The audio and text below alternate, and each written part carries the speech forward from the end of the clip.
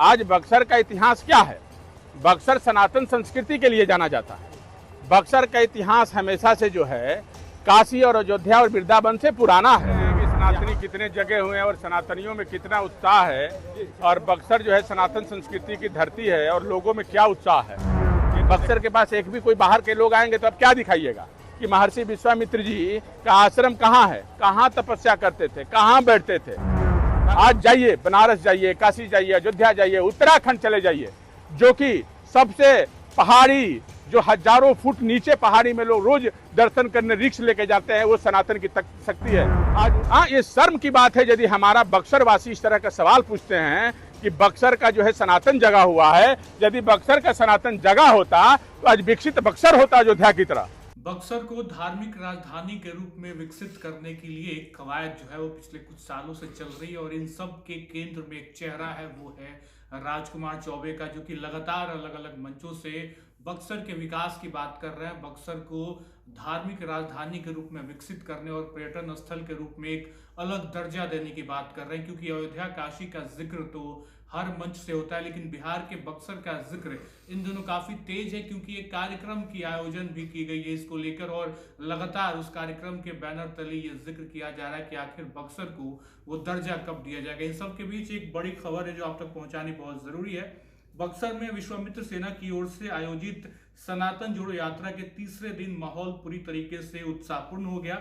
शुक्रवार को दोपहर 1 बजे विश्वामित्र सेना के प्रधान कार्यालय से यात्रा शुरुआत होती है, जिसमें करीब 100 गाड़ियों का भव्य काफिला शामिल रहता है, और यात्रा के दौरान बक्सर नगर सहित आसपास के गांवों से हजारों श्रद्धालुओं की सहभागिता दिखती है। तो कुल मिलाकर बक्सर से एक सनातन की जो आवाज है वो निकली है, और इन सब को लेकर लगातार लोगों का जो एक जुटान है वो ये बता रहा है कि लोग अब बक्सर के एक अलग तरीके से अलग मांग को लेकर आगे एक साथ खड़े दिखाई दे रहे हैं। यात्रा के दौरान विश्वामित्र सेना के राष्ट्रीय संयोजक राजकुमार चौबे ने बक्सर के विभिन्न धार्मिक स्थलों पर जाकर पूजा अर्चना की और सनातन धर्म की समृद्धि परंपरा को आगे बढ़ाने का संकल्प लिया है। और साथ साथ जब मीडिया से बातचीत कर रहे थे तो उन्होंने लगातार इस तरीके से अलग अलग मंच से बक्सर को धार्मिक राजधानी बनाने की मांग वो करते आए हैं, इस पर भी उन्होंने बातचीत की, और साथ साथ किस तरीके से बक्सर को पर्यटन की दृष्टि से विकसित किया जाए इस पे भी वो बात कर रहे हैं, और लगातार इन सब का जिक्र वो अलग अलग मंचों से भी करते आ रहे हैं। सुनिए क्या कुछ कह रहे हैं राजकुमार चौबे। और लगातार यात्रा कर रहे हैं, क्या लगता है सनातनी जागेंगे और जुड़ेंगे? आप तो ये देख रहे हैं कि सनातनी कितने जगे हुए हैं और सनातनियों में कितना उत्साह है, और बक्सर जो है सनातन संस्कृति की धरती है और लोगों में क्या उत्साह है, ये तो देखने की बात है भाई। आप लोग तो इसको बढ़िया से आप ही लोग देख सकते हैं कि कितना उत्साह है लोगों में, और सनातनी जाग के नहीं गए हैं, सनातनियों में क्रांति आ गई है सनातन को लेके। ये सनातन का जो है आज विश्वामित्र सेना और बक्सर के सनातन संस्कृति की ताकत है। आपने जैसे कहा कि यहाँ एयरपोर्ट बनेगा, यहाँ विकास होगा तो निश्चित रूप से रोजगार के अवसर खुलेंगे, लेकिन ये बात हमारे जनप्रतिनिधियों को क्यों नहीं समझ में आई?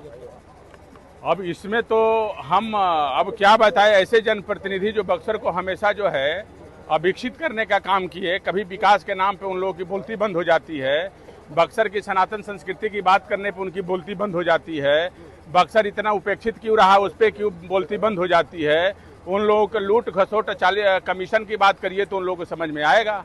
और बक्सर जिस समाज के लिए जाना जाता है, सनातन संस्कृति उत्थान के लिए जाना जाता है, बक्सर जो है एक तरह से कहिए सनातन संस्कृति का जगह है। ये यही है ना भाई। आज बक्सर का इतिहास क्या है?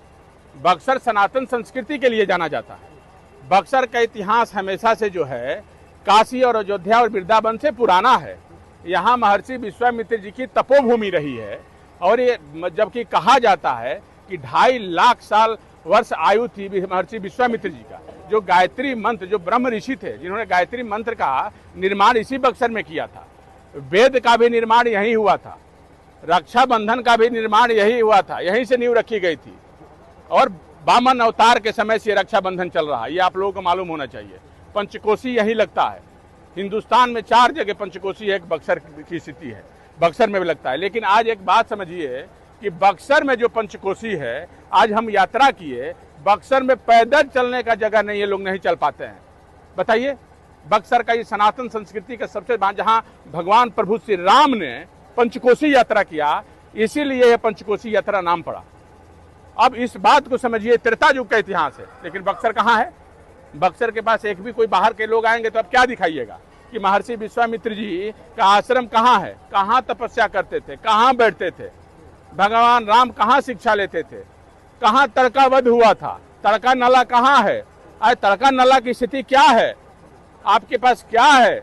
अरे शर्म आनी चाहिए ऐसे प्रतिनिधियों को जो बक्सर को हमेशा जो है ठगा है। जब विश्वामित्र जी यज्ञ कर रहे थे तो विध्वंस करने के लिए ताड़का आई थी, आपको लगता है क्या कि ताड़का की शक्तियां आज भी हावी है बक्सर पर? तो ताड़का का ताकत यदि हावी नहीं होती तो क्या बक्सर विकसित नहीं होता, क्या बक्सर सनातन संस्कृति का उत्थान नहीं होता। तो ये जितने लोग थे बक्सर को लूटने वाले, खसोटने वाले, जो बक्सर को बर्बाद करने के लिए जो आए थे, उन लोगों ने कभी बक्सर का इतिहास के बारे में कभी नहीं जाना। ताड़का के वंशज?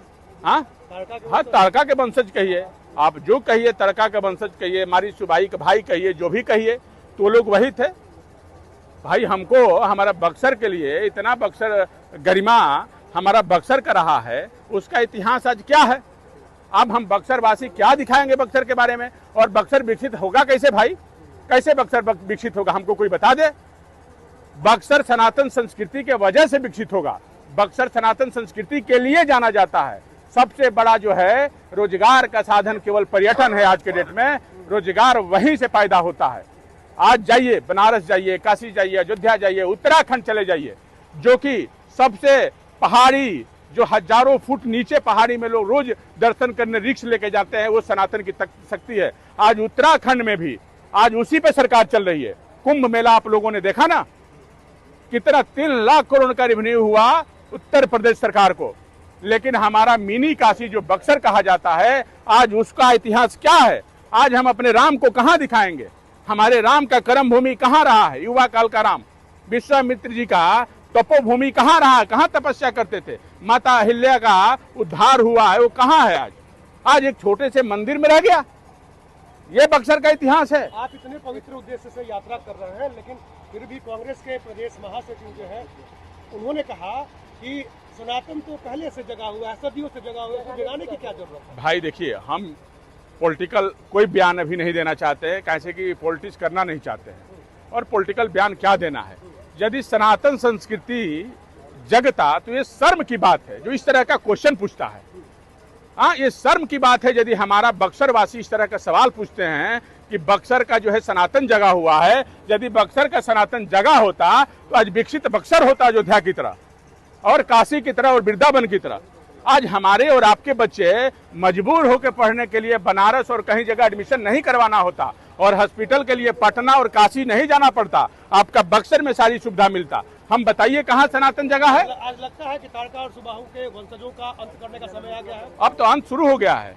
विश्वामित्र सेना इसी के लिए बनी है और लड़ाई शुरू है। हमारा विश्वामित्र की सेना का सदस्य एक गांव के लोग हैं और पूरा बक्सर वासी है विश्वामित्र सेना सदस्य। एक आदमी ने पूरा 13 लाख आबादी यदि है तो 13 लाख विश्वामित्र सेना के साथ है और वो सब मेरे सदस्य हैं।